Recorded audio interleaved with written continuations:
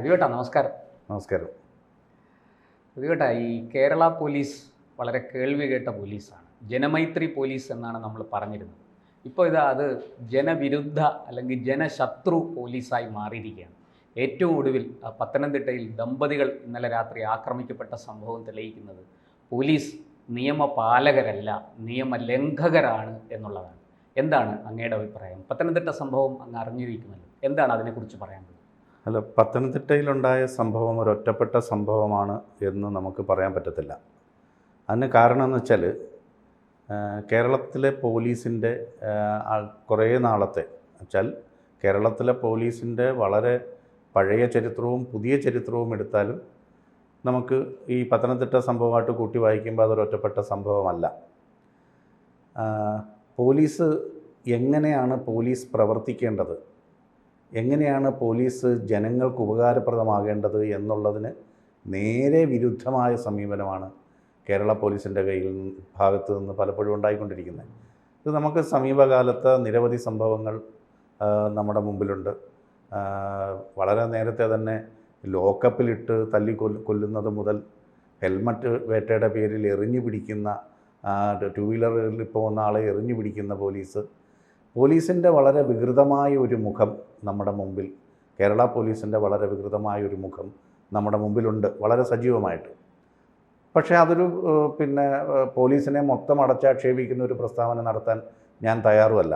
കാരണം പോലീസിലെ നല്ല മുഖങ്ങളുമുണ്ട്, പോലീസ് നന്നായി പ്രവർത്തിക്കുന്ന പോലീസ് സേനയിലെ ആൾക്കാരുണ്ട്, നന്നായി കാര്യക്ഷമമായി അവരുടെ ഡ്യൂട്ടി ചെയ്യുന്ന പോലീസുകാരുമുണ്ട്.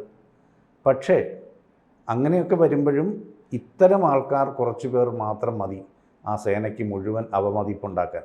അതാണ് പത്തനംതിട്ടയിലെ സംഭവം കാണുന്ന. അതാണ് പത്തനംതിട്ടയിൽ ഞാൻ വാർത്തയിൽ നിന്നൊക്കെ മനസ്സിലാക്കിയത്. അവരൊരു വിവാഹ പാർട്ടി കഴിഞ്ഞ് തിരിച്ചു വരുമ്പോൾ അവർ റോഡിൻ്റെ സൈഡിൽ വണ്ടിയൊക്കെ ഇട്ടിരുന്ന് വിശ്രമിക്കുകയായിരുന്നു, അല്ലേ? അതെ, അവർ റോഡിൻ്റെ സൈഡിൽ വിശ്രമിച്ചുകൊണ്ടിരിക്കുകയായിരുന്നു.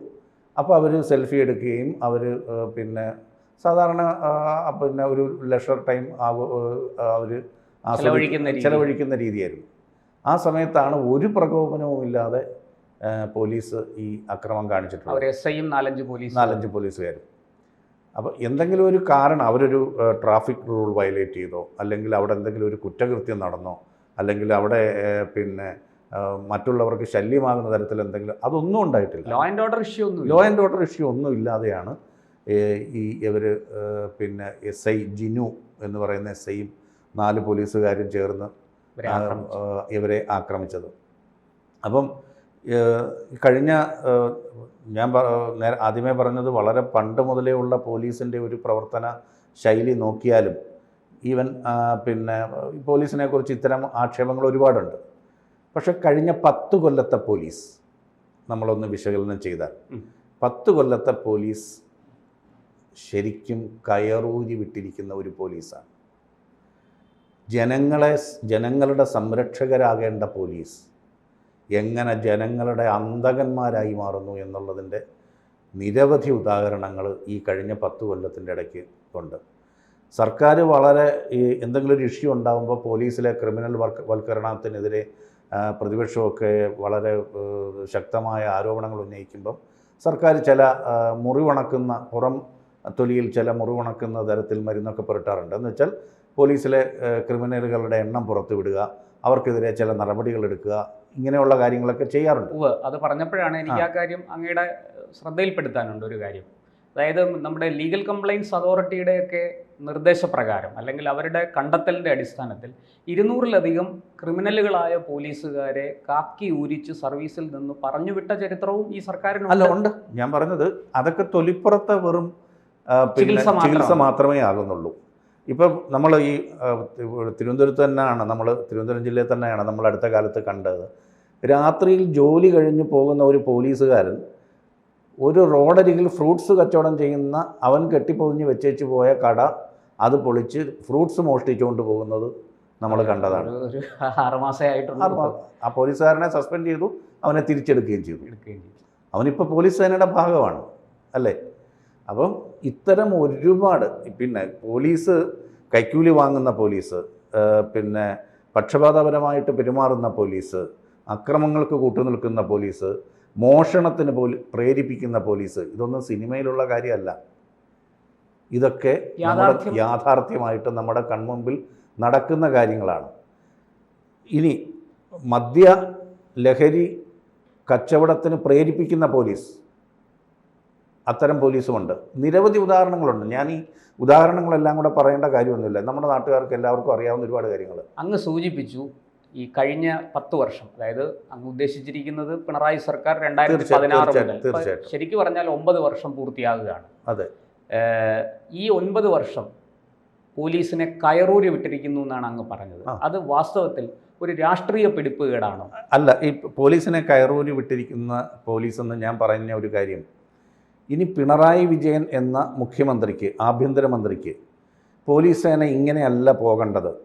പോലീസ് സേന ഈ അച്ചടക്കത്തോടുകൂടി ജനങ്ങളെ സേവിക്കുന്ന സേനയെ, ആത്യന്തികമായിട്ട് പോലീസും ജനങ്ങളെ സെർവ് ചെയ്യുന്ന ജനങ്ങളുടെ സെർവൻസാണ്. കാരണം ജനങ്ങളുടെ നികുതി പണത്തിൽ നിന്ന് ശമ്പളം മേടിക്കുന്ന ജനങ്ങളുടെ സെർവൻസാണ് പോലീസും. അതുകൊണ്ട് നമ്മൾ ഏതെങ്കിലും ഒരു സർക്കാർ ഓഫീസിലോ സെക്രട്ടേറിയറ്റിലോ ഏത് വില്ലേജ് ഓഫീസിലോ ഏത് സർക്കാർ ഓഫീസിലോ ചെന്ന് നമ്മൾ കാര്യം നേരെ ചൊവ്വേ ചോദിക്കുന്ന അതേ ധൈര്യത്തോടുകൂടി ഒരു പോലീസ് സ്റ്റേഷനിലും ചെന്ന് നമുക്ക് എന്ത് കാര്യവും വെട്ടിത്തുറന്ന് ചോദിക്കാനും ആവശ്യപ്പെടാനും സഹായം അഭ്യർത്ഥിക്കാനും കാര്യങ്ങൾ നിർവഹിക്കാനും ഒക്കെയുള്ള നമുക്ക് റൈറ്റുണ്ട്. പോലീസ് സ്റ്റേഷൻ ഒരു അവകാശമുണ്ട്. പോലീസ് സ്റ്റേഷൻ ഒരു സർക്കാർ ഓഫീസ് തന്നെയാണ്. അപ്പം നമ്മളെ സെർവ് ചെയ്യാനുള്ളവരാണ് പോലീസ് സേനയിലുള്ളവരും. അല്ലാതെ നമ്മളെ ഭരിക്കാനുള്ളവരല്ല, നമ്മളെ അടിക്കാനുള്ളവരല്ല, നമ്മളെ ശാസിക്കാനുള്ളവരല്ല, ഉപദ്രവിക്കാനുള്ളവരല്ല. പോലീസ് നമ്മുടെ സെർവൻസാണ്. അതാണ് കൺസെപ്റ്റ്. അതാണ്. പിണറായി വിജയന് പോലീസ് അങ്ങനെ ആകണമെന്ന് ആഗ്രഹമുണ്ടെങ്കിൽ പോലും ഞാൻ ഒരിക്കലും വിചാരിക്കുന്നില്ല പിണറായി വിജയൻ മുഖ്യമന്ത്രിയായിരിക്കുമ്പം പോലീസ് സേന കുത്തഴിഞ്ഞു പോകണമെന്നും പോലീസ് സേന ക്രിമിനലുവൽക്കരിക്കണമെന്നൊന്നും ആഭ്യന്തരമന്ത്രി എന്നുള്ള നിലയിൽ അദ്ദേഹം ആഗ്രഹിക്കുമെന്ന് എനിക്ക് തോന്നുന്നില്ല. കാരണം ഒന്നുമില്ലെങ്കിൽ ഒരു സൽപ്പേര് ഉണ്ടാക്കണമെന്ന് മനസ്സിലെങ്കിലും തോന്നുമല്ലോ ഒരു ഭരണാധികാരിക്ക്. അത് വളരെ ശരിയാണ്. പൊതുവേ നമ്മൾ എപ്പോഴും കേൾക്കുന്നതാണ്, ഈ മുഖ്യമന്ത്രിമാരെല്ലാം പറയുന്നതാണ്, സർക്കാരിന്റെ പ്രതിച്ഛായ തകർക്കാൻ ഒരു പോലീസുകാരൻ വിചാരിച്ചാൽ മതി. അപ്പോൾ തൻ്റെ കാലം ഒരു സൽപ്പേരുണ്ടാക്കണം എന്ന് എന്തായാലും ആഗ്രഹിക്കുന്ന ആളായിരിക്കും പിണറായി വിജയൻ. പക്ഷേ പിണറായി അങ്ങനെ ആഗ്രഹിച്ചാൽ പോലും കേരളത്തിലെ പോലീസ് സ്റ്റേഷനുകളിൽ ഭരണം നടത്തുന്നതാരാ? പാർട്ടിക്കാരാണ്. സെൽഭരണമാണ് കേരളത്തിലെ. അത് കറക്റ്റ് വാക്കതാണ്. കാരണം അവരതിനെ ഒരു ലോക്കൽ കമ്മിറ്റി ആക്കിയിരിക്കുകയാണ് ഓരോ സ്റ്റേഷനും, അല്ലേ? കാരണം പോലീസ് അസോസിയേഷൻ്റെ തലപ്പത്തുള്ളവരാരാ?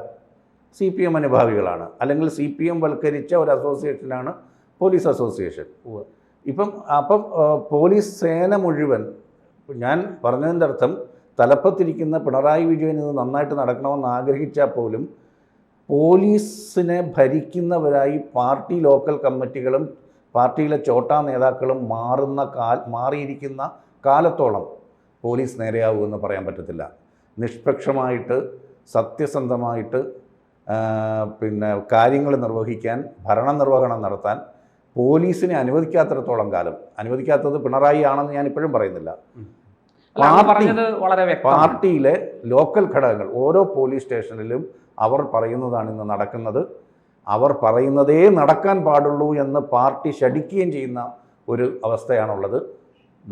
പോലീസിനെ കേരളത്തിലെ പോലീസ് നന്നാവാത്തതിൻ്റെ കാരണം ഇതുതന്നെയാണ്. ജനങ്ങളുടെ ശത്രുവാക്കിയിരിക്കുന്നത് ഇതുകൊണ്ട് തന്നെയാണെന്നാണ് എൻ്റെ പക്ഷം. തീർച്ചയായിട്ടും അങ്ങയുടെ നിലപാട് ഇവിടെ വ്യക്തമാക്കിയതിൽ നിന്ന് എല്ലാവർക്കും മനസ്സിലാകുന്നതാണ്. നമ്മുടെ പോലീസ് ഒരുപാട് നേട്ടങ്ങൾ സ്വന്തമാക്കിയ പോലീസാണ്. നല്ല നല്ല ആൾക്കാർ, ധാരാളം ഏറ്റവും മികച്ച കുറ്റാന്വേഷകരുള്ള പോലീസ് സേനയാണ് നമ്മുടേത്. അതുപോലെ തന്നെ ലോ ആൻഡ് ഓർഡർ, ക്രമസമാധാനം നിർവഹിക്കുന്നതിൽ വലിയ പേരുകേട്ട ഒരു പോലീസ് സേനയാണ് കേരളത്തിൻ്റേത്.